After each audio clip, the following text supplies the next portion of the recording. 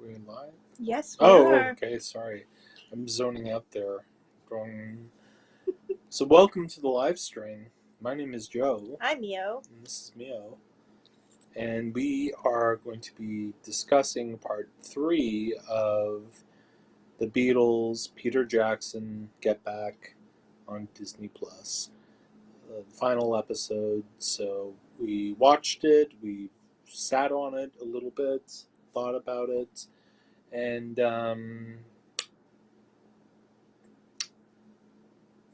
what do you think of it?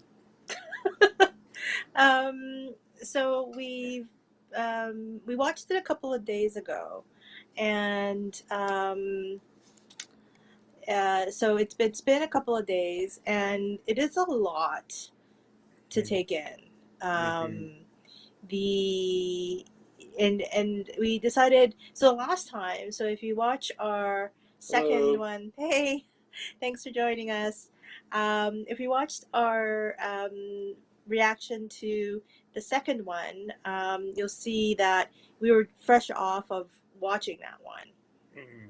and it was an immediate kind of a reaction that we had to it.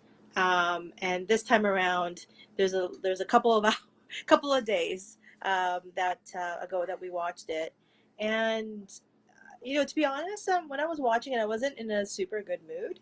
So I feel like I need to watch it again. But when it's all said and done, I think, and again, it could have been because of how I was feeling when I was watching it, but the second one for me was probably my favorite.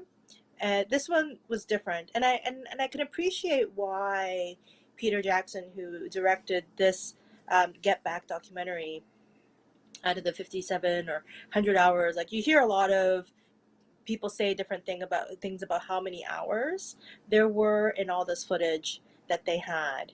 But anyway, like tons of hours clearly, and you could see why, or I could get a sense of why Peter Jackson decided to um, do this documentary in these three parts. The first part kind of dealt with um, what what seemed like the conflict that was happening in the band at the beginning of the month, because this whole thing happens in a space of a month, from January 2nd to January 31st, pretty much, Mm-hmm. right? And it is separated into days. So the first and day in part one was sort of with the conflict that was happening within the group, and George leaving, and sort of like what dynamic was going on at the time when that was happening. In the second one was where they actually moved into a studio, and George came back, and it felt like it was more of a productive thing that was going on, and you got to see the creative process and what was happening. This third one was more about, okay, like we need to get this going because we have to finish this album by the 31st, so they had a deadline. But it was also a question of what they were going to do to cap the whole thing off. Like whether originally it was going to be some kind of a TV show, I Mm-hmm. think, or something like that. So, And then like a exotic sort of concert or like what? Yeah, somewhere. but I think the whole idea though was that they were gonna get into a studio. They were going to record. They were gonna definitely do an album. That's the one thing that they knew for sure. But this idea of getting to the point where there was going to be some kind of like a conclusion of something or Mm-hmm. other within this month. And I think the idea was that originally they were thinking about a TV show, some kind of a TV show, whether it be in the studio, whether it be somewhere else, or Mm-hmm. whatever it is. And this third one was really a question of like what that was going to be, because the guy who was the director at the time, who was Michael Lindsay Hogg, is it? He was brought on to be to make a film of everything that was going on, and he, as the documentarian, was like, I don't have a story. Like I need for something to happen at the end, not just for you guys to finish an album, but I need for something to happen at the end. But some of the Beatles weren't sure about a performance, and they certainly didn't want to do a TV show, and so it was very interesting, this third part, because not only were they going about the creative process and enjoying the creative process and each other in creating this album, but they were also sort of like, what are we gonna do about this concert thing, Right. or whatever it is. And so as a viewer, you're kind of watching, and we know what ended up happening, but it was really interesting to see behind the curtains of what was actually happening with the band as they were trying to figure out what was going to happen. Yeah, I mean, it was a neat little peek into, I guess, their history. Because, I mean, especially that last episode, I think Paul went away. He had an appointment or something. And it was just George, Ringo, and John. And George starts talking about, oh, I'm thinking about doing an album to put my songs out. And, all this sort of fences are mended with the Beatles by that point. Like, they're working together again, working on this album. And they're just a kind of a good atmosphere going on. Hello. Hi, David. So, it was interesting because George goes, I'm thinking about doing an album. And John Lennon's like, oh, you should do it. And then, like, that kind of just sort of evolved into him leaving the band. Well, I don't like know. them breaking up, like well, where McCartney, like he wasn't there, but if he was, he would said, "Hey, you know what? Do an album, but let's well, just who knows what who would have knows what, happened. yeah, But I think what one of if." the But, things that was really interesting about what Joe said about it afterwards. And David, we're talking about the Get Back Part 3. I don't know if that's something that you have watched. Thank you so much for joining us, and from Arkansas. And then that's what I'm thinking, like Little Rock, right? That's where Clinton's from, I think. And Ronnie Hawkins. Oh, okay. Yeah, cool. I If you've watched the Get Back documentary, we would love to get your feedback on like what you thought about it. But I think one of the points that like Joe had made after that he watched it, and he, I think, is more familiar with the history of sort of the background history of the Beatles and how they broke up and all that kind of stuff. I think he's more knowledgeable about that than certainly I am. But I think even in the second part, what was the guy's name who John Lennon and John and Yoko had a meeting with? Alan Klein. Alan So Klein. he became their manager. Okay, but if you can back up for a second, like Alan Klein is who exactly? So their original manager, Brian Epstein, died in '67, and I guess Paul just kind of took over, not managing, but he was like, kind of leading the band, I guess. or So my sense though is that they as a group decided that they weren't going to hire a manager, another manager. right? So Alan Klein used to be the manager for the Rolling Stones, and he got them good royalty rates, like more than the Beatles, but by having him as a manager, he screwed them over because their early catalog from '63 up until I think Sticky Fingers, he owns it. Alan Klein does. So he negotiated stuff that ended up becoming advantageous to him. There's always been a rumor that Mick Jagger just wanted to get rid of Alan Klein so badly. At what point? Probably around the late '60s. So he kind of pushed them towards the Beatles to try to, because he knew like Alan Klein. Alan Klein really wanted to manage the Beatles, so he kind of pushed them towards the Beatles. But it's interesting because in this documentary, John Lennon just meets with a guy, and the day after he's like ranting and raving about him to George Harrison, and you kind of see like those are the seeds of really what fractured them, especially with Lennon and McCartney. And John Lennon is talking to the engineer, Glenn. Glenn I forget his last name. Glenn Johns. Johns. Yeah. Yeah. So, and he starts talking about Alan Klein to him. Mm-hmm. And since he engineered the Stones and stuff, he was saying, "Oh, you know what? I would watch out for Alan Klein.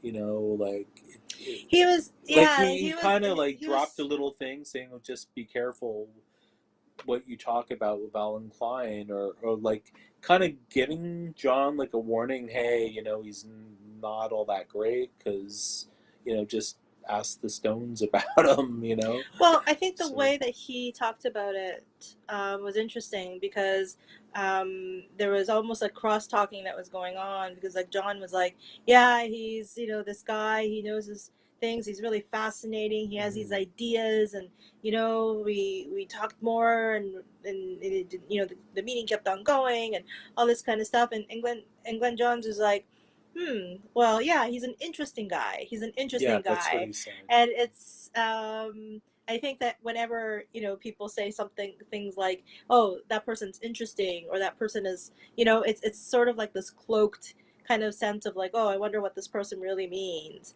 And with Glenn Johns, like the one thing that he said that was interesting, interesting. I'm using it too. That maybe gave an insight into how he felt about Alan Klein. Was he said, "Well, I don't know how he is with you because you are who you are, John, Mm. but with folks like me, if he asks me a question and I don't give him I'm not giving him the kind of answer that he wants to hear, then he'll just completely change the subject. He won't listen to what you're saying." So that was an interesting like it was an insight as to, I think, Glenn saying to John, he might be saying all those things to you because you're John Lennon, but just so you know, when he deals with other people, this is the kind of person that he tends to be. Hmm. So I thought that that was an interesting exchange. I thought that that was a telling exchange, but you also got the sense that um, John wasn't listening to it. Like it just even hearing that particular conversation between the two of them, and it wasn't just the two of them. There were other people that they were talking to, but it felt like, um, yeah, like Glenn Johns was trying to tell him something about um, Alan Alan Alan Klein. Klein, but John wasn't really interested in hearing, because he was, Yeah. I think, so taken with Yeah, and he him. was telling George too, like, oh, he's unbelievable, Yeah. and like George had Alan Klein as a manager as well, and So Ringo afterwards, too. So it was like three against one.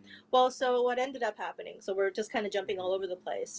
What was so I think that it was really to, especially for big Beatles fans who knew maybe how some of this stuff happened, you could see the seeds of what was happening, which is up to that point, they didn't have, like, after David Epstein passed away, they, as a band, Brian Epstein. pardon me, Brian Epstein passed away. He didn't the Beatles didn't have any management except that they were self-managing, and that um, Alan Klein had been asking John and Yoko for a meeting, and I don't.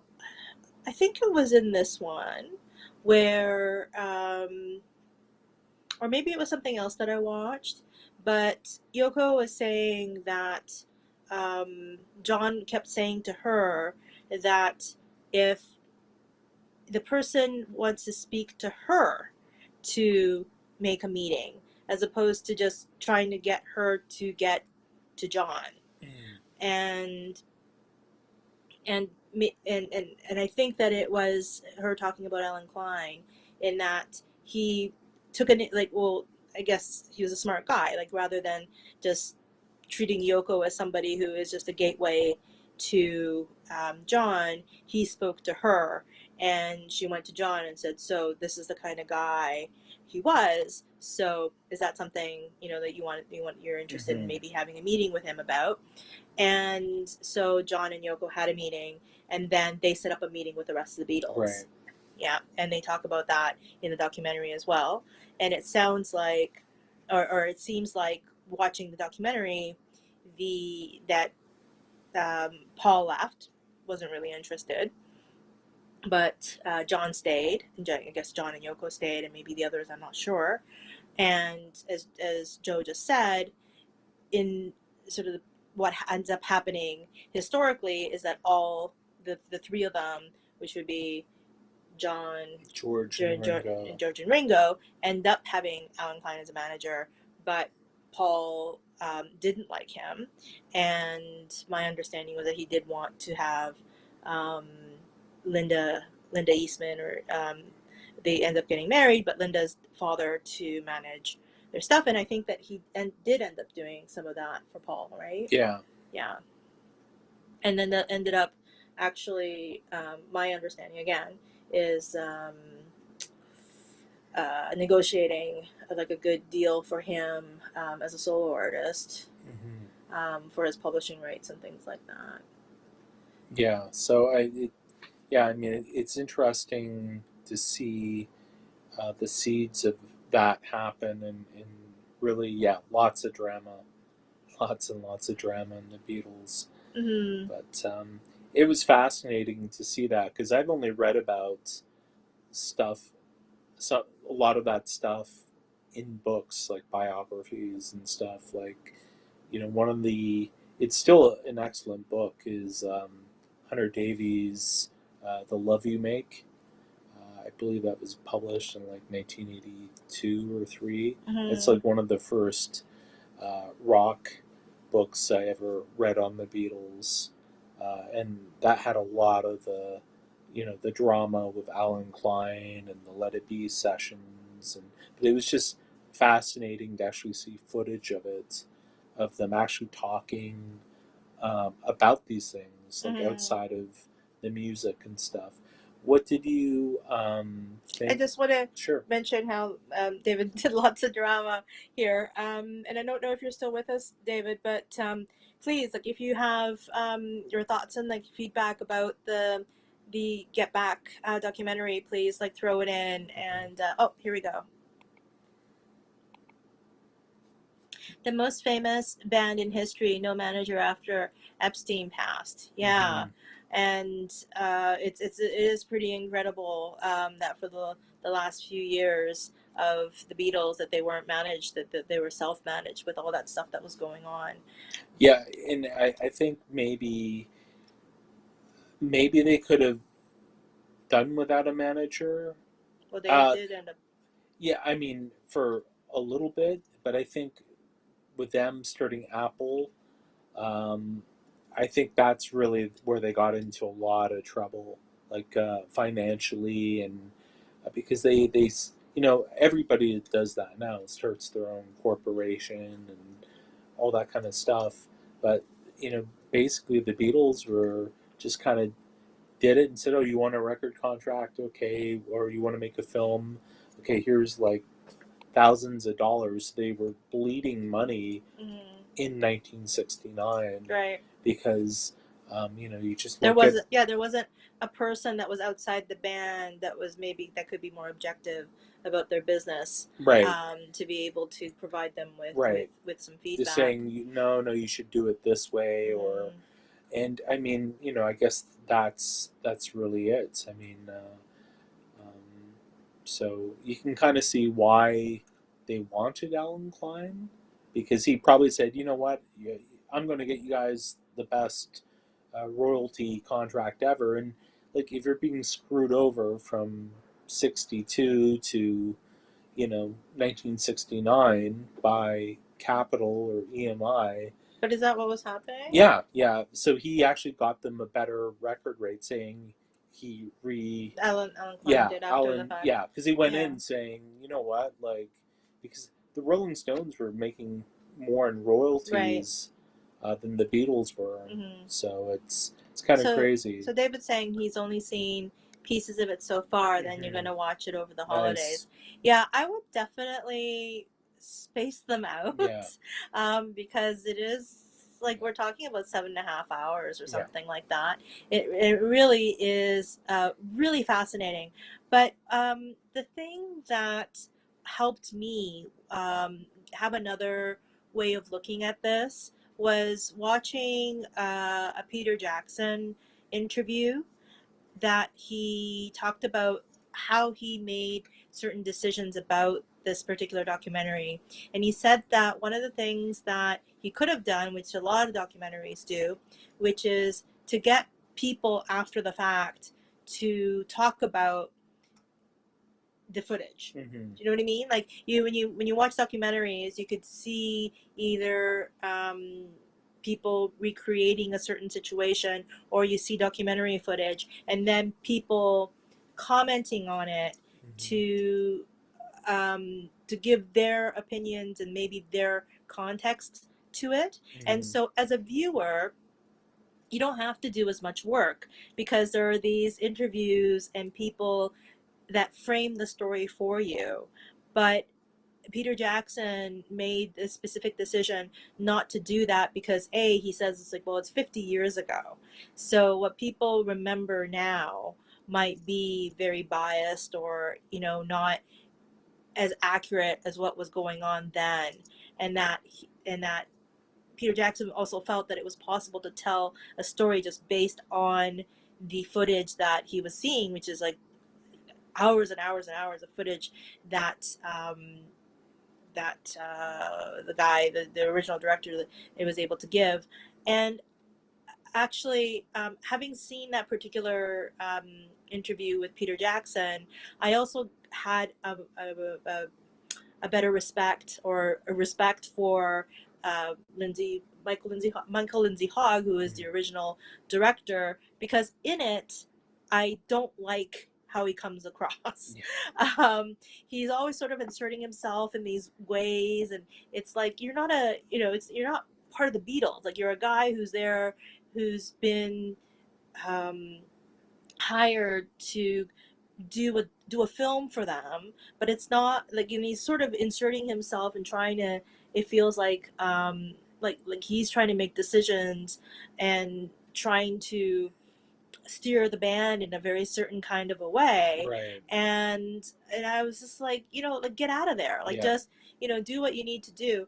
But Peter Jackson was talking about how a lot of the footage that he was able to get, or the footage that Lindsay Michael Hogg got, was because he had all of these cameras set up.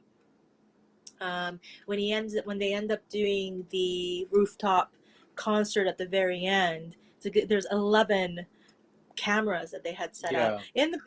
Peter Jackson said 10. Lindsay Michael Hogg, in another interview that I watched with him, said he had 11. Um, But so that was interesting. But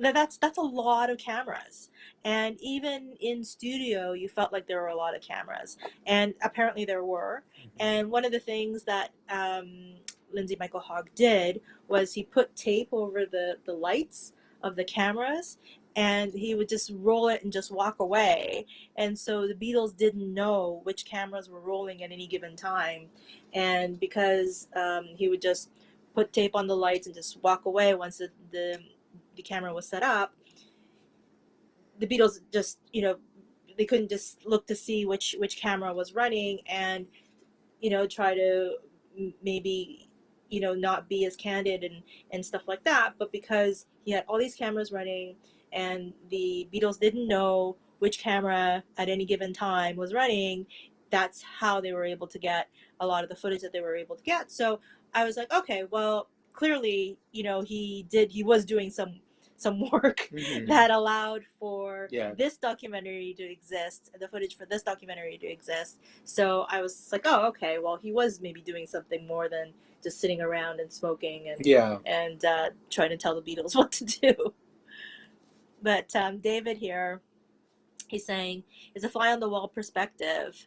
The most revolutionary band in history, smart decision, let the footage speak for itself. Mm-hmm. I thought, and it really helped to hear that was a decision that Peter Jackson specifically made, as opposed to, 50 years later, trying to create a different kind of a narrative, um, that's more sort of laid on top of the footage, as opposed to, the like you say, the footage speaking for itself. And David also says commentaries and narration would only detract from the story. Yeah, Mm-hmm. and I completely agree. And like I said, it really, but understanding it, knowing that's what the decision, it was a very specific decision that Peter Jackson made to do that for this documentary, helped me watch it in a different way, Mm-hmm. because it's tiring. Yeah, It's it's a it's no, it's yeah, it's tiring to get through because it's just these huge chunks, and I think we mentioned this in the last live stream that um, the Beatles are working out songs, so you'll hear the beginning of Get Back like 500 well, times. maybe not 500, but a It, lot it of felt times. it felt that A way. lot of So times. it's funny because after we finished watching this, like a day or two later, we were driving somewhere, and um, we were talking. There was an album called "Let It Be Naked" A uh, few years a from a few few years years ago. ago, where they took out all the Phil Spector, wall of sound sort of stuff in it, so you can just hear "Let It Be" stripped as an album, so to speak. So to go back for a second, because this is something that I wouldn't have known, and I don't know that everybody who would watch this might know Mm, as well as you would. Um, I I only knew in passing that one of the Beatles albums was finished by Phil Spector, and I didn't actually know that it was Let It Be, and it was only after watching actually some YouTube videos of people talking about it mhm. that I actually kind of put one and one together. They don't discuss that at all in this. They don't discuss at all in Phil this Spector, yeah, documentary that they took all the raw recordings from this and gave it to Phil Spector to mix, and that was actually the Let It Be album. I didn't know that, mm, and so I just want to just mention that because other people may not know that right, as well, and it's not mentioned in the documentary. hmm But as I'm learning more about the history of these albums, like specifically Let It Be in the last little while, uh, there has been a number of reissues, I guess, right, of Let It Be, that's mixed by different people.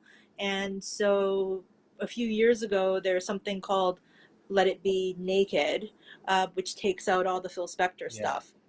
yeah, and it to be honest too, the Phil Spector, like you're so used to hearing, "Let It Be" with the wall of sound or Which like is what all those tracks, which but is what Phil Spector is known for. yeah, His idea which is is the yeah, wall of he's known for sound. that, but it does actually kind of date the records because it's funny because he did George Harrison's first solo record, "All Things Must Pass," with that wall of sound, and that's literally a year later, Mm-hmm. 1970, and I was watching something on YouTube, and it was like the 30th anniversary of All Things Must Pass. So I think they remixed it, and George was still alive then, and he was saying, "Yeah, at the time, like it's a bit much. Like I wish, like I shouldn't have had so much echo and like reverb, like the whole All Phil that Spector." stuff. Yeah, so he was actually taking it like you know, you know, taking it down a few notches. So it's interesting, like with the Beatles, "Let It Be," that probably with this new box set, they're doing that too, right? Just So, what's interesting about the All Things Must Pass is that Danny Harrison, his George Harrison's son, who looks exactly like him, which is crazy, mhm. um, actually said that he couldn't get into All Things Must Pass because of all that Phil Spector Right, reverb on yeah, it. for So sure. that when he was able to hear Hmm. some of his father's music without that stuff was when he actually had more of an appreciation for Hmm. that part of his music. Yeah. Yeah, so So Couple David, comments. yeah, David's been So it mentioning looks like Yoko. Yoko Ono was not such a horrible factor. Yeah, yeah, definitely in this. Um,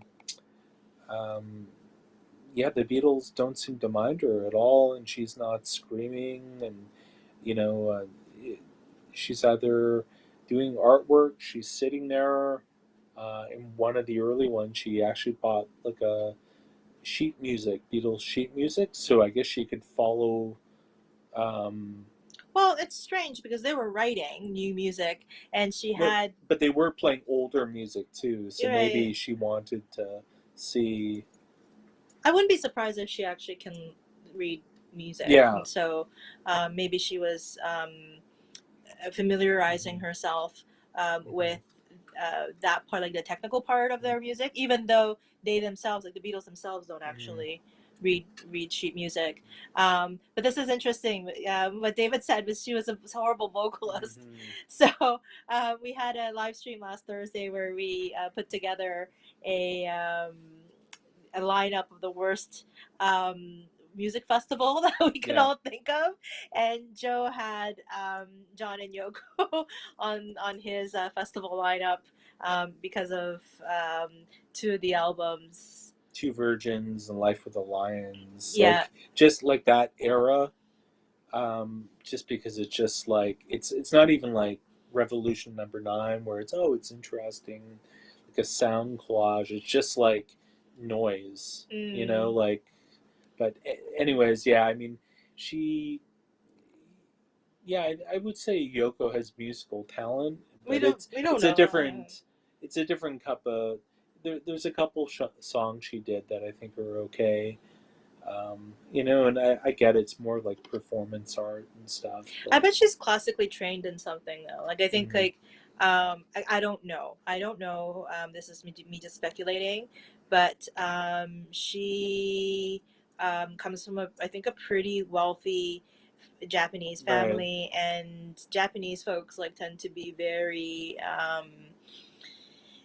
like traditionalist Hmm. about a lot of things. So I bet her training in art and in music is it's Yeah. probably classical and probably pretty in depth. So and but of course like she was doing um, a lot of avant-garde stuff like back Hmm. in the day, and I think about the kinds of things that they did, and I think her partnership with John allowed her to do was to try to take avant-garde to a larger audience. Because I mean, if she did that stuff on her own, like no one probably would have heard about it apart from like people who were like super into like avant-garde stuff. Hmm. But because of the fact that she had John as her partner and he supported her in it, that she was able to bring her brand of art to a larger audience. I think there's something to be said around that, even though it's I think difficult to appreciate because um, it's a they're tough to listen Hmm. to. Just David saying Yoko is the front woman. Yikes! Yeah, so there's something to that. David also mentions about the wall of sound. It did not. Here we go. Did not improve their music at all. Yeah, I agree. It's you know what it's a time and an era. So like when I hear that wall of sound, um, you think of the Ronettes, like "Be My Baby," like, and it works there because it's like Mm-hmm. early '60s, Mm-hmm. but it doesn't. I don't think it fits or ages well for "Let It Be." I certainly don't think Or even George Harrison, "All Things Must Pass." Like I certainly don't think that as it's almost like a filter. You know what I mean? yeah. Like I it's mean, almost like putting a certain kind of a filter, like the yeah. wall of sound filter. First of all, I don't think it works on everything. No, It's no. not, and secondly, I don't know that the wall of sound really made sense for the Beatles or Mm, you know the kind of music that the Beatles and George yeah, Harrison John Lennon and John. too. Yeah. So Yeah, I mean, yeah. it's interesting. I think it works on. Trying to think. it works on What Is Life from George Harrison, like that one track. Like it works there with the guitar, and it's but the rest of the stuff, I don't think it really works that uh, well. Um, it's kind of like in the '80s where Everything was yeah, synthesizers and stuff like.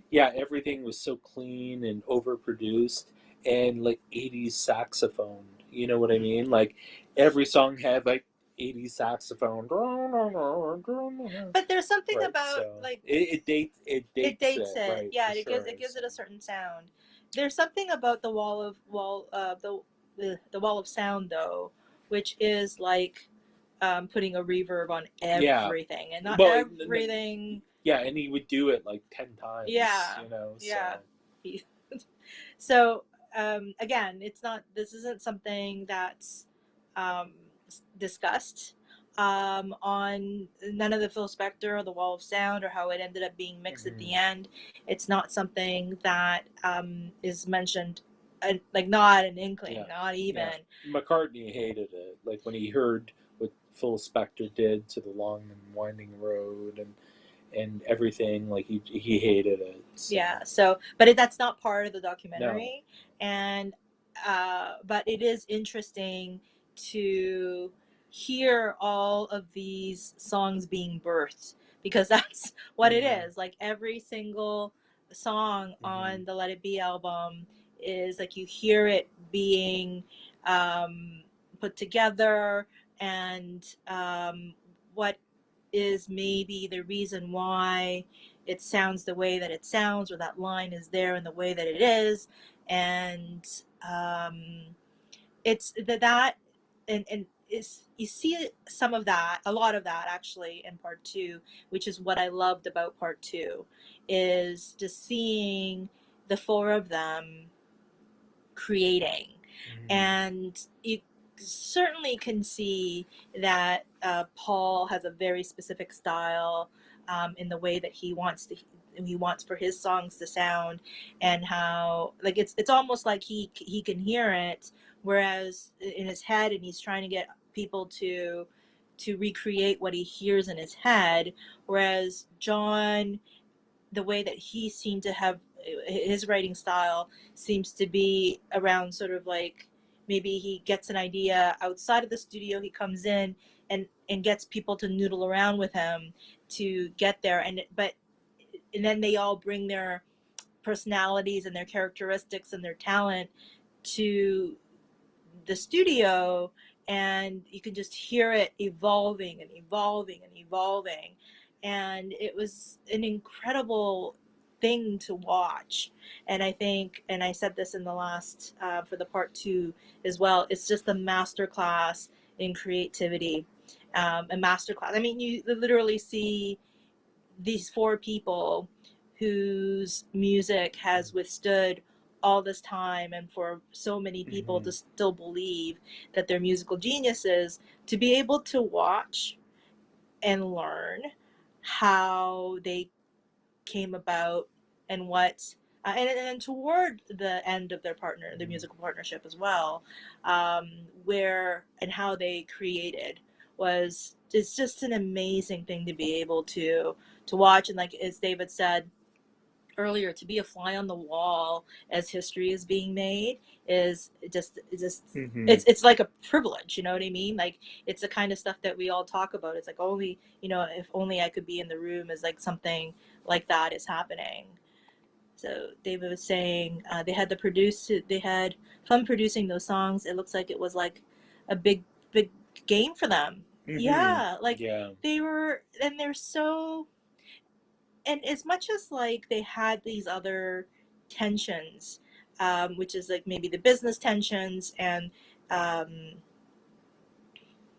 maybe creative, maybe not necessarily creative, maybe more like power stuff, like not in necessarily a menacing way, but after so many years of Lennon and McCartney being the two main songwriters for the group, and George Harrison over time starting to say, hey, like I can write songs too, and I've been writing songs, and Ringo maybe not being as interested in writing songs, but you could see that they were four people that were growing and evolving in different ways, and they weren't the same. It wasn't the same dynamic. I mean, again, like if there was another documentary that existed with like similar footage of them recording another album early in their Mm-hmm. careers, you would probably just see like John and Paul just like working through a song and saying, all right, let's play it this way. Mm-hmm. And that's probably how they got it done.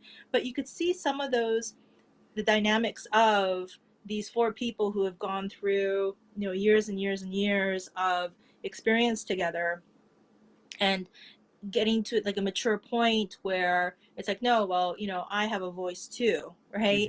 Mm-hmm. And even George being the youngest of the four, 26 or 27 when they it's mind blowing, Yeah. right? When they broke up, No one was 30. no one was Yeah. 30.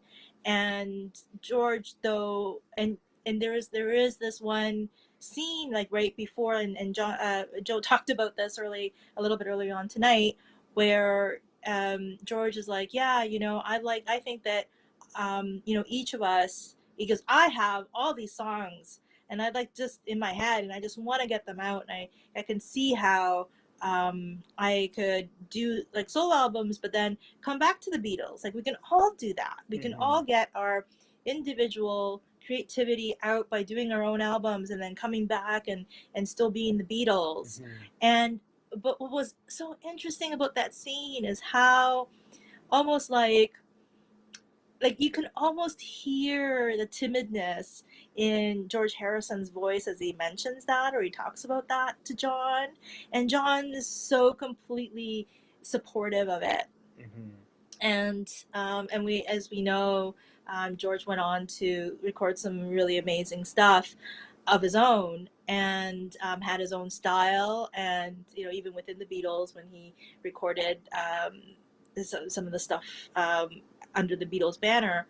But I think there, like you could see all of that happening in this, and it's pretty incredible. And we'll just sort of like move it forward a little bit, because what really I think that part three is about is trying to get to this ultimate place of like, how do we end this month of recording this album, and what are we gonna do? Like, we're not gonna do a TV show. We're not gonna go someplace to do a live thing in a coliseum or Right. a boat or whatever on a hill or whatever it is.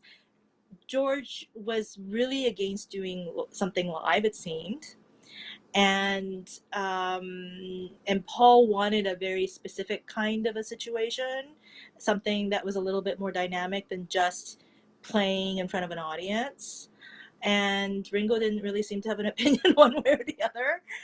That's the one thing about this. Like, he's very quiet through this whole thing. And it's interesting how he even like there's times when he's like asleep. Ringo Yeah. is Yeah. He doesn't say a lot no, he in it. doesn't say a lot, but he's there, and he's certainly, and everybody's there to contribute. Yeah, like when he was working on Octopus's Garden, like just playing it a bit on piano, and he's like, "That's all I got," and George was like, "Oh, that like you can tell George liked the song, and he was Mm-hmm. just like, oh, it needs like another thing to bring it back to this verse." Mm-hmm. Uh, Working on it, and even George Martin's there, and he comes over and he's like, "Oh, what a charming Mm-hmm. song!" Like he's just sitting there watching, like, "Oh, yeah, that," and it's actually, yeah, it's a very fun, charming song. It But ends it, but up it's on Abbey Road, yeah, and it's but also it comes from those sessions of them just sitting around and playing like. but it's also being able to see that scene where David, it's true. It's an incredible scene where George is talking about how he wants to how he wants to go and do his own solo stuff Mm-hmm. to just get it out of his system, but also still, come back to the Beatles. And John's like, yeah, that makes sense. You should do it. It was such a great scene, but also that scene where Ringo is like sitting at the piano and kind of, you know, he has this octopus's garden, he has a little bit of it, and George just comes along with his guitar and helps him develop Mm-hmm. it, and it doesn't get 100% developed because, as Joe was just saying, it ends up on Abbey Road, but it's so giving. Like there's something so collaborative and warm Mm-hmm. about that scene too, Mm-hmm. and it's because like George is there just like helping out, and Ringo's like just taking it Mm-hmm. in, and you could see the two of them working at it, Mm-hmm. and then George Martin coming in and also being encouraging. And the other Um, two come in, they start joining in. yeah, So, it's so great to see that that is competitive, and I think that they sometimes touch on that, right? That John and Paul could be a little bit competitive, and I think Paul is very driven. Like he's a mm-hmm. very and I don't know how he is now, but back then Oh, yeah, he was a serious yeah, I one. He think was he's still driven. So. yeah, but to see the four of them, even with their differences at this point in their careers or their, you know, the history in their band, just to still see the warmth um and the not just friendship, just like a brotherhood ish ness about them. Mm-hmm. And sometimes you could tell, like, you know, there's a little bit of, you know, differences and things like that, but even this idea of like having other people in the studio. So yeah, like Yoko was there like, well, solidly the entire time that John was there, but Linda Eastman, who ended up marrying Linda Mm. McCartney, Right. would be Ringo's wife there. popped Ringo in. Maureen and Patty Patty Boyd. was She was there, there briefly. yeah, here and there, but at one point, like, Linda brings in her little girl Heather, Mm-hmm. and the all of them just incorporate her into that day of recording. Mm-hmm. And it was at one point they're actually recording a song, and Heather is like just banging on like one of Mm-hmm. Ringo's cymbals. I don't think Paul was able to see it because, Right. you know, there was that divider between Ringo Right. and the rest of the band, but Heather's back there like she's like and they were recording, and I think Paul was like, "What are you doing back there, Ringo?" Mm-hmm.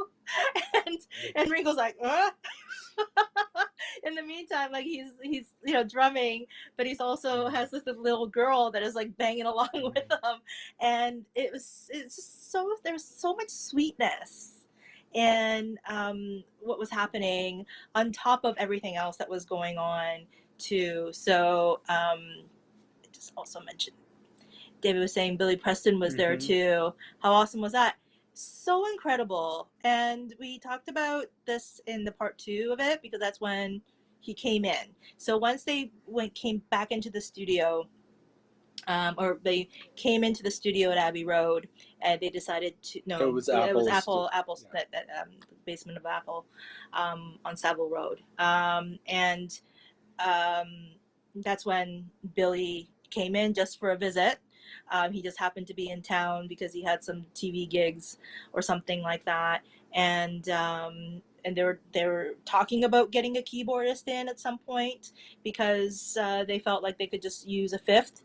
And you know, so Billy Preston comes in. He's sort of like talking um, just talking to them, and all of a sudden John's like, "So, want to sit in?" And he's like, "Yep, sure." And the next thing you know, as David says, he just happened to be in town and Yeah. just dropped in and became a fifth Beatle for Mm-hmm. Let It Be. And there was even, like, I think in this one, some talk about what might it be like to make Billy a fifth. And Paul was like, "We have enough problems with four." Right.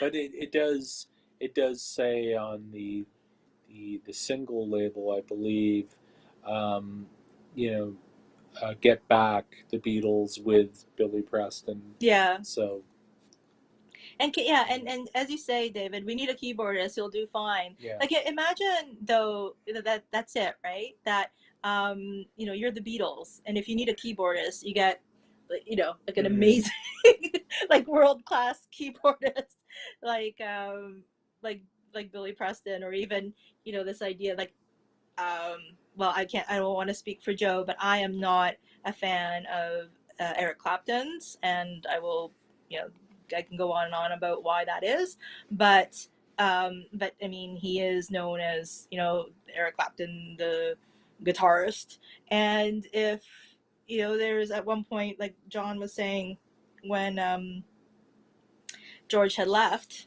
that it's like, oh well, if we lose George, then we can get Eric Clapton. So it's an Mm-hmm. incredible place to be. I'm sure for them to have been some position to be like the Beatles, and to have the problems that they were having, but their solutions Mm-hmm. would be like, oh, we can get the best of the best. Pretty rarefied air, but no 8-track tape for the Yeah, Beatles. it's Not when, interesting. not Yeah, when, not when they were at Totten, Twickenham. Twickenham, Twickenham. It's Twickenham, I believe. Studios, Oh, I thought it was like film I thought it was studios. Twickenham or something like that. Twickenham. Oh, maybe you're right. I don't. Twickenham. I think either way, Yeah. where when they were in the larger sound stage, they had this conversation about whether they were able to get 8-track or not, and they were like, well, how come we can't get 8-track and the Beach Boys can? But when they moved into the Apple Studios, they were able to get an 8-track, Mm-hmm. or George apparently um, figured out how they can get an 8-track. But that was also interesting too, because Joe talked about it again in the other live stream. But there was a guy apparently named Magic Alex that they talk about in the documentary. They talk about him because he's somebody that I guess John Lennon knew. Yeah, he was just some electronics whiz, but he had all these kind of harebrained inventions that never worked properly. And I guess I remember reading in one of those books he said to John Lennon, "Oh, I can do a force field around you guys," and he was like, "Oh my god," like, "Oh, that'd be great," and like I think in the second one, he comes in with this guitar, which is like it's a bass guitar, but it's actually like a regular 6 string guitar But as it's not well, even and the neck really. turns, It but is it's made like out of foam or something, foam or right? something. It's like a prototype or something, and they're kind of like laughing at it. It's It like looks like a toy more than yeah, anything. yeah, it was pretty cheap looking, like so yeah, and that's one of the reasons why like he was supposed to build them this state of the art studio, but when they showed up there, nothing was Nothing done. worked. There was Nothing yeah, worked. it was a disaster, and Hmm. I remember reading that in these biographies that like and they were saying there's just way too much feedback and background noise, so they had to do an SOS to George Martin and got EMI to bring in some proper equipment, and George was responsible Yeah, for that, yeah. saying, "Hey, this isn't gonna cut He it." was, Like, yeah, he was the one to kind of scope out what was happening at the right? studio, and he was just like, "There's nothing here that Mhm. works. Like, Yeah, we can't do anything in hmm there." yeah. I wonder what happened to him if he got fired or. Magic Alex, you mean? Yeah, yeah. Because I mean, it just seems insane that. Anyways, but. But they also had when they were in the soundstage during the first week or something like that. They had like Hari Krishna. Well, George Harrison had Hari Krishnas come Hmm. by, and they're just like sitting cross-legged and Hmm. watching. So I mean, I think that there were like a lot of interesting folks that kind of hung out with them, including the Hell's Angels, right? Like they weren't they kind of like hanging out. Um, I, yeah, I mean, I remember reading that. Um, and I they talk about it in the Beatles anthology that somehow, like, and not the U.S. Hell's Angels, but I think the U.K. ones. George, I, I forget, but George Harrison met them because back then, the Hells Angels used to do security for concerts, which is crazy. But um, so I think it was something like they got invited, like, oh, if you're ever by Apple Studios or the Apple buildings, drop by sometime. So they did, and they wouldn't leave. Like There was a they few of them that ended up was just camping out camping in out, the and it Apple. was during Thanksgiving, and I think one of How the would Thanksgiving make sense in the UK? well, like no, sorry, not Thanksgiving, but someone brought a platter like with a turkey and all this food on it, and it was gone in like 5 seconds. You Like make it sound to like a them, cartoon. no, but it's in the Beatles anthology. Right. Their press agent talks about it, Mm-hmm. and George, uh, everyone was saying, hey, get them out of here, and they said to George, well, you're the one who invited them, like not thinking they would actually show up.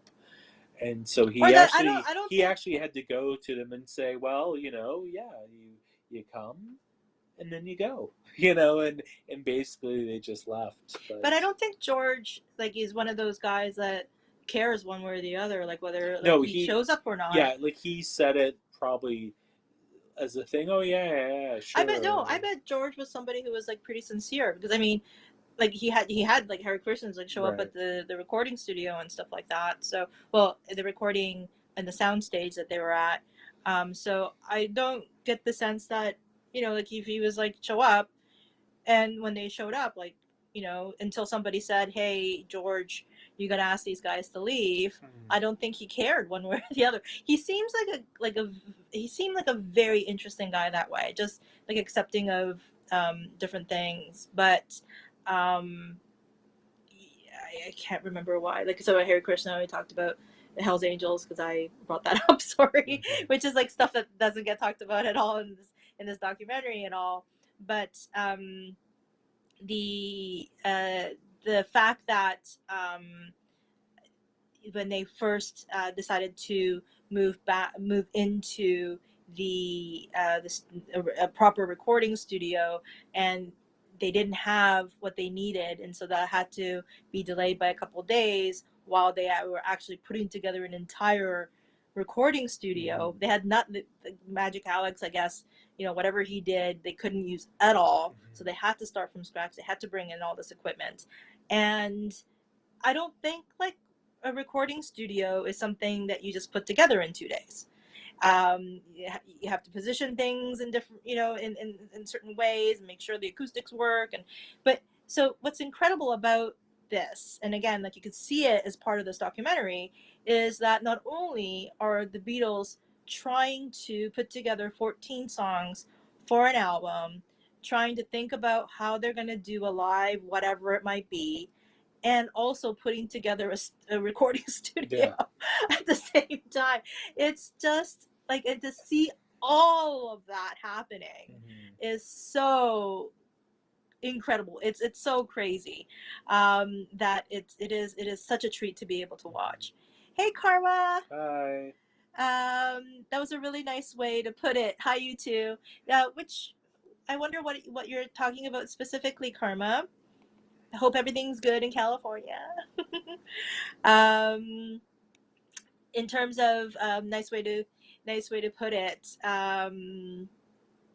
Like I wonder if that specifically is around what we were saying in that, yeah, like just with so much that was going on, and even unknowing, like, so for me anyway, as somebody that's watching this, and just being like, wow, like there's so much going on, but sometimes it was so intense for me because there was just so much going on all the time that it was hard for me to be able to concentrate on everything that was going on. But the one thing that I kept thinking about was like, so they have this rooftop concert that we all know happens, which is the iconic thing that happens, but how is it going to get there? Because we're watching this documentary and we're watching, and it's a bunch of time passes and they're recording and they're trying out these songs, and they have 4 or 5 songs maybe that seems like they're ready to go, Mm-hmm. and you know that they're like 2 days away from this, you know, like this idea, just this idea that they had of like, well, why don't we go on the roof? And that would just be the easiest way to do it. And we'll position a bunch of cameras, and we don't even know if the roof is going to hold the weight of like all the stuff or whatever, but we can try it. That's the one thing that we can do. Mm-hmm. That, you know, we don't have to schedule or Mm-hmm. um, book someplace or Mm-hmm. whatever it is. And and they show a calendar in the documentary, because they show when one day is done, they cross it out, and then they go into the next day and stuff. And you see that there is this date at the end of the calendar of like the concert, Mm-hmm. and you're like, no one's talking about this Yeah. concert, and it's like only 2 days away. Like, what's going on? And that, I mean, and that was so interesting, because again, like, we know that it happens, but as me watching this thing, there was some suspense about what's happening, because no one's talking about it, like, or they talk about it a little bit, but it's not like the Beatles, as they're, you know, going through their songs, they're saying it's like, oh, that'll be a good one for the performance, or this one will be a good one for the Mm-hmm. performance. They're just, you know, going about their task of trying to record an album. And there's just this kind of like side thing where they're like, there might be a concert in a couple of days. Mm-hmm. And knowing, so again, as Beatles fans, knowing that they haven't done anything live together in 3 3 years. years. So, you know, and then 2 days from doing this live performance on the roof, you're like, what's happening? And it's, and that, and it's so fascinating that they're able to that Peter Jackson was able to build in, or I guess again, just the way that everything ended up happening, um, in that particular, um, what had, it just ended up happening was that they didn't know there was this built-in suspense. They didn't have to create an artificial suspense, that it was actually happening. And it, I mean, the fact that it is right down to the wire, right down to the wire, like minutes, as to whether it was going to happen or not, Mm-hmm. is that's an incredible thing, because you would think that something that would take such a, you know, so much detail and so much, you would think that it would take so much planning. And again, I guess the director, Lindsay Michael Hogg, was somebody who was just like, okay, like, you know, whether they give us the go or not, we're going to be ready to go, because he had all the cameras positioned and everything like that. Mm-hmm. And, you know, thank goodness for that, because they were able to get a lot of good footage of that. But um but the fact that it was, you know, like, it wasn't something that they were like, okay, we have 2 weeks and this is what we're going to do, and this is what Yeah, it wasn't really organized the greatest or planned. Even their set list too. I mean, I think they just did Get Back twice just I want because. to say they did it 3 times. Yeah, maybe three Yeah. times. Um, and there was something else they did twice. Was it Don't Let Me Down? But yeah, I mean, they didn't even have like a list really. Yeah. It almost seemed like they were winging it a little bit in terms of the order of the songs and even getting ready. Like there was a little bit of a delay in between the songs. Mm-hmm. But it was interesting to see like the reactions of the people in the streets, and I would say it was generally positive. But there was a few old fuddy duddies or like, oh, I woke me up from my nap, or, like, what is Wow. this racket, like, and then actually there was a funny part where a couple bobbies, English policemen, are sent to the thing, and they're Apple. yeah, Apple Studios, and they're just delaying them. They're like, "Oh, we have 30 complaints about this rockets," and they're like, "Yeah, yeah, they're shooting a film, yeah, just hold on," and they're just kind of stalling it's them for it's it's so time. it's almost like a movie, Yeah. you know, when somebody is trying to stall. So there's a receptionist at Apple, It's kind of like, yeah, they're just rehearsing, and no one's really, but because they actually couldn't see the band from street level, Mm-hmm. they actually didn't know that the Beatles were on the roof. Mm-hmm. The police were like, why are we hearing them across the road? Don't you guys have soundproofing Mm-hmm. and stuff like Yeah. that? Like they were just, they couldn't understand what was happening, and they got 30 complaints or something like that, so they had to go and, like, you know um, investigate. Mm-hmm. But they were, these Apple people weren't telling them anything, Mm-hmm. and they were stalling them, and it was and these guys are just so polite. These bobbies were, and like, even eventually, it took some time, it feels like. I mean, who knows what it was actually in real time, but it took a bunch of time before they finally actually requested to get on the roof. Mm-hmm. And when they did finally get on the roof, even, I'm sure that they look like young men, and they're probably a little bit awestruck by the fact that they were, in the presence of the Beatles performing. And I'm sure it was intimidating to Mm-hmm. some Mm-hmm. extent, because there is all of the band stuff, and they were even recording that Yeah. too, which was Yeah. interesting. You know what would be interesting if, like, and I'm sure they show those policemen in the original 1970 Let It Be film, but since this has come to light and you see so much more of them, probably, um, I wonder if they would, like, interview them. I would love to see what they say now, because they're Mm, probably all in their 70s, I would imagine, or hmm 60s. They definitely look younger than the Beatles. they Maybe this day the and one Yeah, age, but the one maybe, guy looked, yeah, like yeah, very young, very young. very But young. so it'd be interesting to see, like, what were you thinking that day, and, Hmm like, were you blown away, or was it just like, get these hippies off the roof and stop them from playing, or, mm. that would be But interesting. so the one thing that was interesting to me anyway, is that the Apple offices are on Savile Road, and Savile Road's known for Taylor's. tailors, Mhm. and It's where very, it's like, where James Bond gets his. It does. It mentions it in the film, in the books. It does.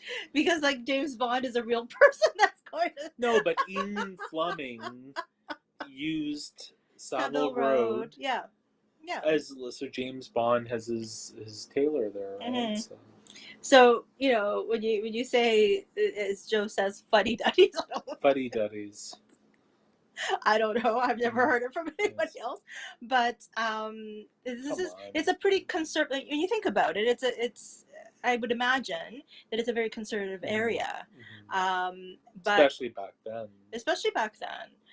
But there were so many people that were out on the road that they interviewed, and maybe they didn't use all the interview footage. I'm sure they couldn't, but part of the 10 or 11 cameras that the original director had was that they had a couple of cameras on the road, on the street, for people to be interviewed about what they were hearing. But well, but they were hearing this music that no one would have heard of at that point, because it was just being written. Hmm. So all the get backs, and the let it the what were the other ones that Don't would Let have, Me Don't Let Me Down. Down? I Got a Feeling. Yeah, like those songs that people were hearing for the first time, which is, incredible to think about, because for many of us who are familiar with the Beatles, we would know those songs, and we've heard them over and over and over again. So part of um, what we know about the Beatles.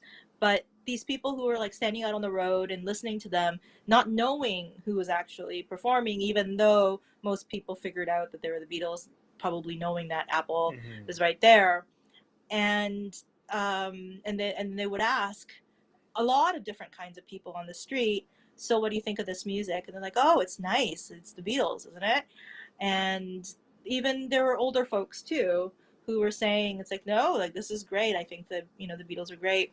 And there was one person who was like, yeah, they started out looking a certain way and I'm not too into what they're into now and things like that. But for the most part, there was just so many people who were just, this is great.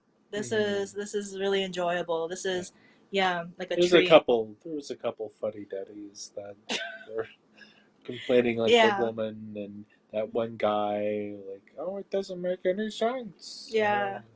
And there were also other people who were on their rooftops. I think that wherever they Yeah, worked, they were able climbing to up. get climbing up and they got to the That rooftops would and they be were able to cool. so that they got a view of what was actually happening because people on the streets didn't have that. Um, but it gives a different context to just watching all this footage right up to that point of the Get Back documentary, and to see them performing, and again knowing that they hadn't performed live together for 3 years, knowing that a couple of the Beatles, specifically George, didn't want to do anything live, and that Ringo was like, it's really cold. Yeah. And you could tell that it's really cold, and they didn't want to play because it was really cold. And yet when they started playing, they're so together. They've just written these songs and they hadn't rehearsed to play them live. And yet, a couple of the songs that were recorded on the rooftop, because they had a recording that was piped down to the basement, they used a couple of those songs actually on Let It Be. That's incredible Mm-hmm. that they were able to have something so quality, of that level of quality, that they recorded it and used it on their record. Yeah. So I mean, And what's actually even more impressive is after like a month of you know writing songs from scratch and recording them and working on them and playing online, being filmed, and all all this that. stuff that um, literally um, 3 weeks after they played on the rooftop, they were back in the studio recording Abbey Road. Yeah, You which know, would have been like their last album. yeah, so it like barely any break, really. Mm-hmm. There's a guy that we watch on, well, not a lot on YouTube. I think we subscribe to him, Rick Beatty or something like that. Mm-hmm. And I think that Beto, I think. Beto, he's and he's produced a number of musicians, and he's clearly a fan, and he's also a musician, and understanding a lot of stuff about the music industry and all of that. Even he was saying how amazing it was to see their creative process and how they created and recorded, and how productive actually they were, because Mm-hmm. he was, the one example that he gave was that at one point in their careers, and you have to think that the Beatles created a lot of music in a very short period of time. Mm-hmm. And there was the one year where they wrote, recorded, and released 3 albums. And again, like we were just talking about, even the Let It Be, they did the Let It Be album, and then 3 weeks later they were back doing Abbey Road, and then they ended up breaking up after that. But I mean, that's a lot of Mm-hmm. stuff to create, but not just crap stuff, right? Like, there's a saying around, like, people trying to, like productivity, they'll say, done is better than perfection, or done is better than, I can't remember exactly, but it's not just done. I mean, the music that they were able to create was unreal. David saying, I'm lucky I grew up listening to the Beatles. Amazing music at that time, not just the Beatles too. Mm-hmm. No, it's Yeah. true. the Rolling Stones were putting out some great albums around that era too. So 1969, it would have been "Let It Bleed" for the Rolling Stones with Mm. um, street fighting. No, that's in Beggars Bank. But so it would have been "You Can't Always Get What You Want." Um, yeah. Oh, yeah. Here we Yeah. go. So David saying Doors, Yeah. CCR, CCR, Jimi Jimi Hendrix, Hendrix, Jonas. Joplin, the Stones. Hmm. It's yeah. Yeah, I mean, and you know what's golden age interesting of about music. your lists there, David? All very different from each other. Mm. All have their unique sound.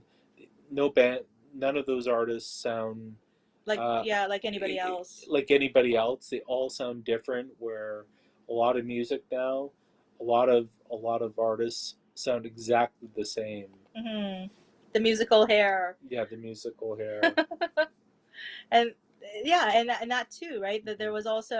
there was like incredible like rock Hmm. that was being produced and performed, and artists, but also things like hair. Hmm. There was a cultural revolution that was going on as well. So it's but to your point about those bands, I mean, it's true. Like they don't sound like one another, and the fact that yeah, it's I think CCR should have more um, popularity than they Oh, do. they do. Yeah, people love see. They weren't around that long because they all kind of uh, John Fogerty. They Mm. didn't get along, but they put out solid Yeah, really records cool and stuff. songs. Yeah. Yeah, Carpenters and James Taylor. Hmm. We were watching something on Geffen, right? David Geffen. Yeah. Yeah, there's a documentary on Netflix about David Geffen and James Taylor, right? Yeah. Well, James Taylor was signed to the Beatles' Apple label. Yeah, Yeah. love CCR, Simon and and Garfunkel. Simon and Garfunkel as well. I mean, they're yeah. I mean, talk about unique, Hmm. right? Um, Yeah, and Simon and Garfunkel broke up in 1970. I don't know how long. So I mean, their I guess their first record was 65. I guess as Simon and Garfunkel. So they weren't around that long, and they look at the content they put out as well. So. mm, it's funny we call it content. Well, And music, yeah, music, not content. at this point, but Sorry, yeah, music, we're so music. like Yeah, 2021. David is saying love like CCR. Yeah. Born on the bayou, down, down, down. CCR never stepped foot inside Louisiana. Yes. What does that mean? Never stepped foot inside Louisiana. So So what people think they're like a southern rock, but they're not. is that a lyric? I wonder. I I like CCR a lot, but I don't know. They imagined all those lyrics about bayous. Mm, Oh, I see. yes, They talked about bayous a lot, right. and yet. That's true.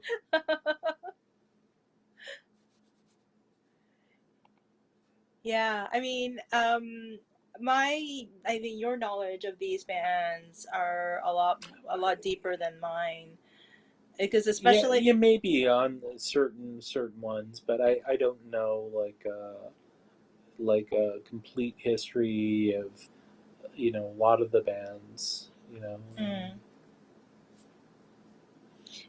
because for me, I know some Simon and Garfunkel, Mhm. um, and you Did know, you know they were called Tom and Jerry I think before they you've were told me that. Simon and Garfunkel? Yeah. Yeah, um, and I only know what I know from an album or two that my parents had, and I think The Graduate probably, Hmm. but that would have been after the fact because I'm not old enough to have been. 'Cause I don't know when The Graduate was. Wasn't that in the 67. 60s? Yeah, so wouldn't have been around. Um, they were in San Francisco. Are we talking about CCR in San Francisco? See, I don't know, but Yeah, that yeah, that makes sense though. yeah.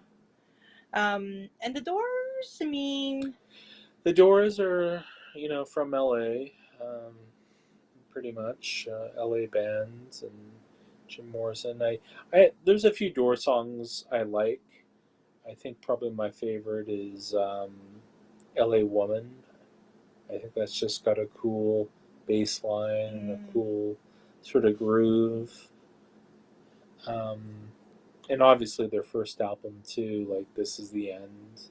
It's a pretty, from Apocalypse. I mean, it was used in Apocalypse now later, but mhm.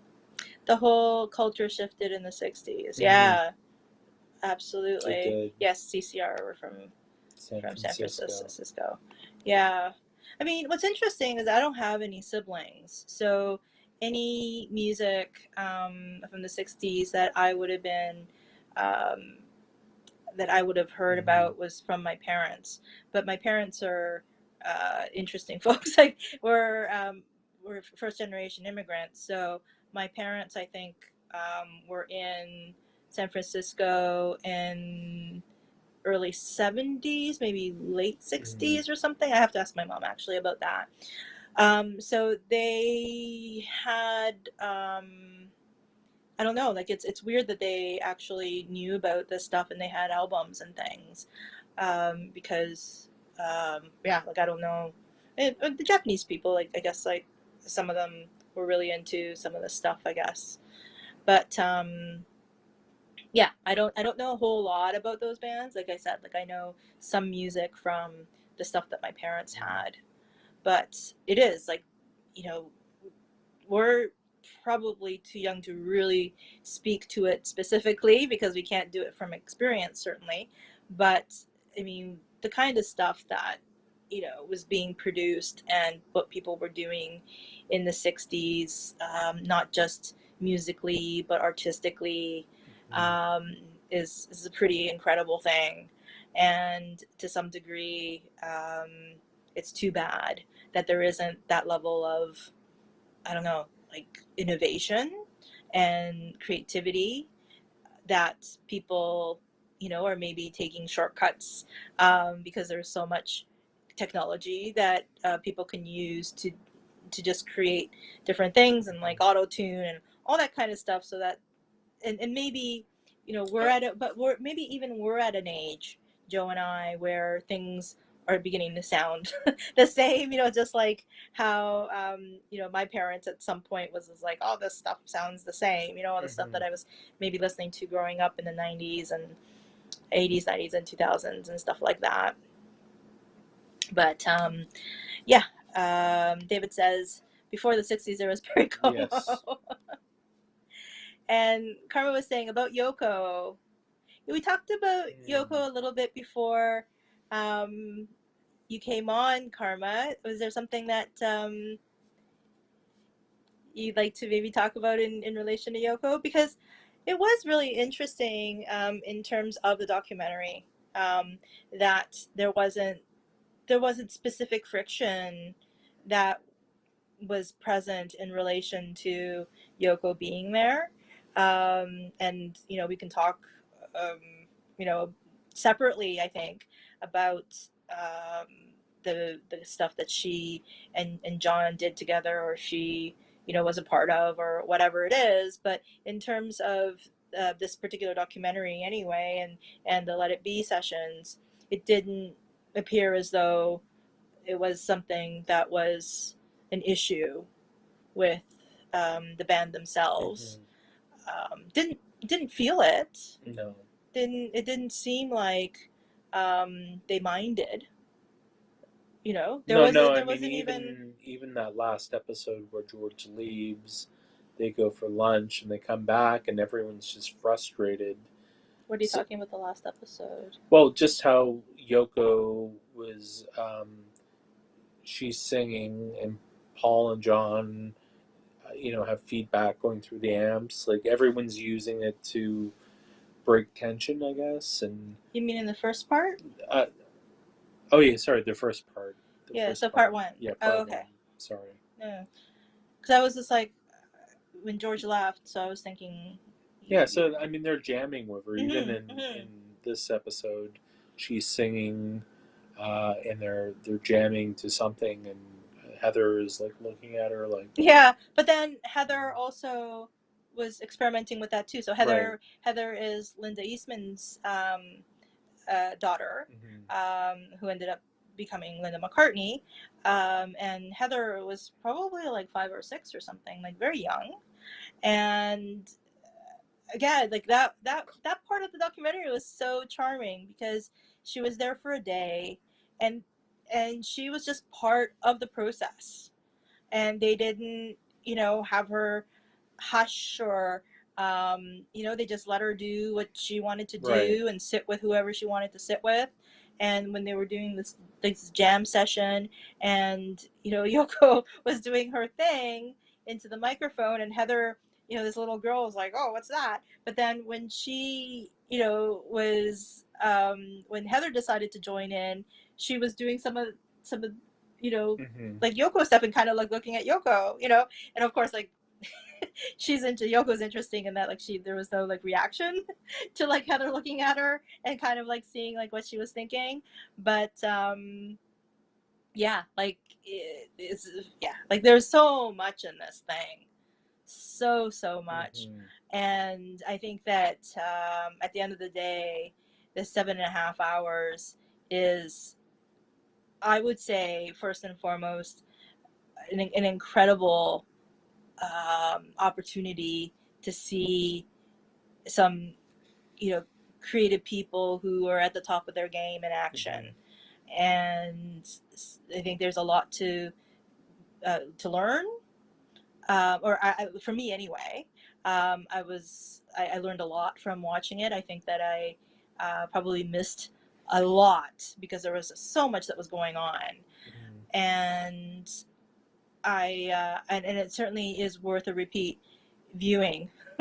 I think a number of repeat viewings, because there was just so much that was going on in it.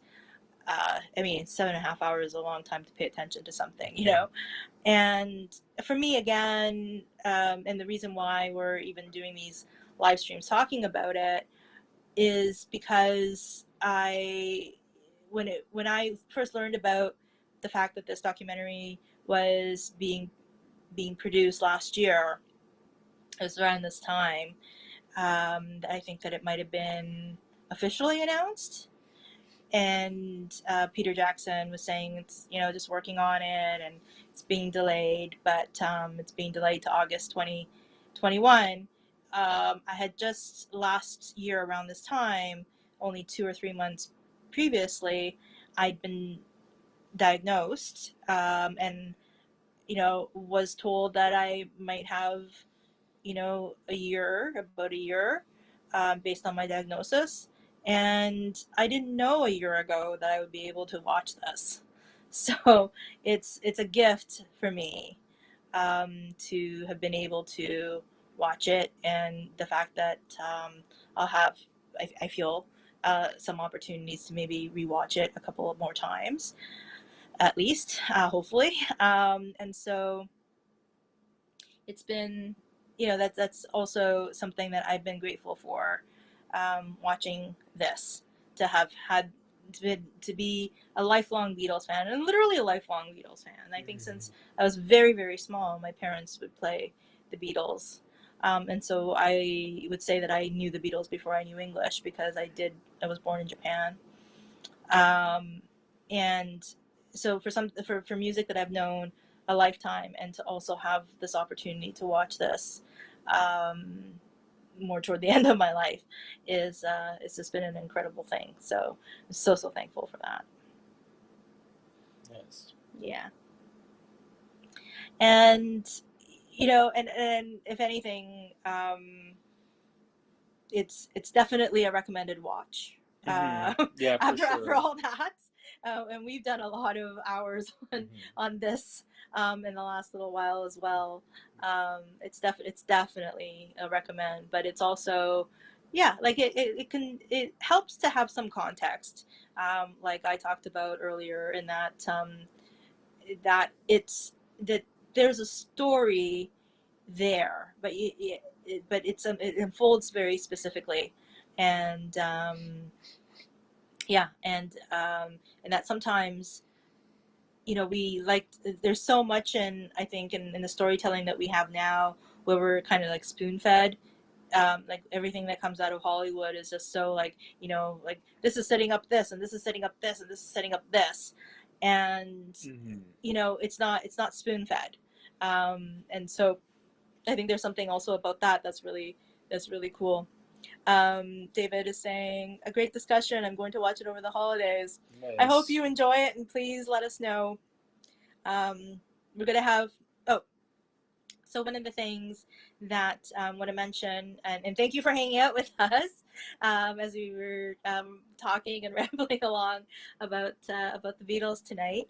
That we are going to be doing regular live streams every other Thursday, starting at 9 Eastern time, 6 Pacific time. And it won't be this Thursday, but next Thursday, whatever that Thursday is going to be. And we have some themes that we be discussing. And I think next time it's going to be our favorite movie that we love. So each of us, we're going to talk about the Mm-hmm. movie that we love that maybe no one else Mm-hmm. enjoys or appreciates or loves, and also a song of something on our playlist somewhere where it's like a guilty pleasure, like Mm-hmm. something that we would like, that we secretly like, but we don't want anyone else to know. And that's something that we're going to be discussing next Thursday. So hopefully you can join us for that. And thank you for the discussion. And yes, and yes, thank you so much for Thank you. for joining us, David. And Karma, if you're still there, thank you so much. And we so appreciate your all of, like, David and Karma, you both, your support of us and interacting with us, and it's just really great getting to know you. So thank you so much. And if there are any questions, you can stay on for just a couple minutes. But a thousand clowns. Oh, we're talking about those movies. Please come on with us next Thursday, David. We have I've never some heard of a that. A thousand thousand clowns. clowns. I don't. It sounds really Yeah. scary, to be Horror honest. movie. Yeah, and this is the one. I think that it's the. It's a movie. It's kind of like a documentary movie Mm-hmm. where, like, it shows cityscapes and um, different landscapes around the world. I Mm-hmm. think you can tell me if I'm wrong. Um, I've always actually wanted to watch that, but if that's what I'm thinking, um, you can tell me, David, if I'm correct in that or not. But please join us next Thursday, and Mm-hmm. we can talk about that. And um, that would be, yeah. But this thousand clowns thing, oh, I don't Mm-hmm. know. It sounds creepy. So yes. Oh, so am I right with that? With Yes. this movie, I think. Yeah. Cool. Cool. Yeah, it's going to be interesting because there's a lot of great movies, and everybody's different. Everybody has their own sort of taste and Mm. stuff, and yeah, it's going to be interesting to see what people really like, and even certain movies you grow up with or you've seen for the first time, Mm. they have, like, a special attachment. Um, I don't know. I mean, which ones I'm going to pick, but I It'll definitely be. I definitely have a lot. I probably even have some of them, so I'll Mm. use them as props. Show you the DVD. So, David, as I was trying to recall, and I don't know how to pronounce that, so I'm not going to pronounce it, but Modern Living versus Nature, I do remember when that came out, and it always fascinated me. So, yeah, I mean, yeah, it's so interesting, right? Like what movies like resonate with each of us, and how it can maybe not resonate with other people at Hmm. the same time. So it'll be an interesting discussion. And there's always like just incredible. Um, feedback and people's what people it's just like these live streams have been really really cool because Mm-hmm. just we've been meeting and getting to know people from all over the place with all kinds of experiences and histories, and it's just been such Mm-hmm. it's been so amazing. Mulholland Drive, Mm-hmm. I want to say that that's something like a well, it's I've heard of it. yeah, Yeah. it's certainly I've never seen it. yeah, I haven't either. It's certainly California, probably LA. I want to say it's like a murder mystery or Mm-hmm. something like that, or a noir film. But yeah, I mean, just want to that like to learn all kinds of things and why people like what they like and what resonates with them is really really cool. So Mm-hmm. yeah, so I know that we've been rambling on for a Yeah. bit. Thank you so much for joining us, and I hope you have a good rest of the evening. David out in Little Rock, Mm-hmm. Arkansas, and please join us next Thursday. It would be great, and hope that you enjoy the Beatles when you do end up watching Get Back over the holidays. Yeah. You do need that Yeah. extra all that extra Yeah. time to watch it. So Yeah. Definitely take a break in between it, or like a day, spread it out, I guess, because I guess you could watch the whole thing, but I mean, I think it would be too much. well, I mean, depending on how it Yeah, is for you, David, that's but true. I think it helps to have like some time Hmm. to get through it. But again, have a good night. Good Thank night. you.